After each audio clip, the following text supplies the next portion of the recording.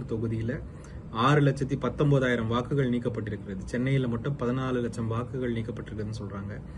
இப்போ இது ஒரு பெரிய நம்பர். இத்தனை லட்சம் வாக்குகளை நீக்கினீங்கன்னா இவங்கெல்லாம் இல்லையா, இவங்க இங்க என்ன இல்லீகல் ஓட்டர்ஸா? அப்படி இருந்தால் இத்தனை வருஷம் நீங்க எப்படி எலெக்ஷன் நடத்துனீங்க? ஒரு வருஷமும் நீங்க வாக்குப்பட்டியலை சரி செய்துதான் நீங்க அடுத்த எலெக்ஷனுக்கே போறீங்க. அப்படி இருக்கும் பொழுது இத்தனை பேரை நீக்கினால் அது என்ன, எதை குறிப்பிடுகின்றது என்பது எனக்கு புரியவில்லை.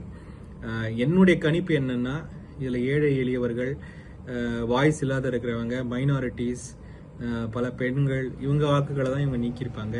அவங்களால எனுமரேஷன் ஃபார்மை சரியா டைமுக்கு கொடுத்துருக்க முடியாது, இல்லைன்னா அவங்க அந்த நேரத்தில் எங்கேயாவது வெளியே போயிருக்கலாம். இந்த தகவல் இல்லாதவர்களை இவர்கள் நீக்கியிருப்பார்கள் என்பது என்னுடைய கணிப்பு.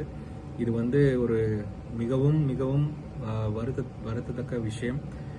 இதில் என்னுடைய பணிவான வேண்டுகோள் என்னன்னா, இந்த எஸ்ஐஆரை உடனடியாக ஏற்றுக்கொள்ளாமல் இந்த பழைய இப்போ தமிழகம் எலெக்ஷனுக்கு போகிறோம்.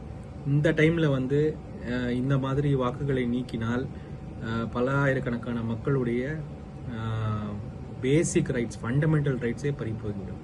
அதனால என்னை பொறுத்த வரைக்கும் இவ்வளோ ஹை நம்பர் வர்றதுக்கு வாய்ப்பில்லை. அப்படி இருந்தாலும் கூட இதை தரோவா செக் பண்ணணும். இப்போ நீங்கள் டிராஃப்ட் லிஸ்ட் பப்ளிஷ் பண்ணிட்டு இப்போ நீங்கள் அப்ஜெக்ஷன்ஸ் கேட்பீங்க. அப்ஜெக்ஷன்ஸ் கொடுக்க முடிஞ்சவங்க கொடுப்பாங்க, கொடுக்க முடியாதவர்களால் முடியாது.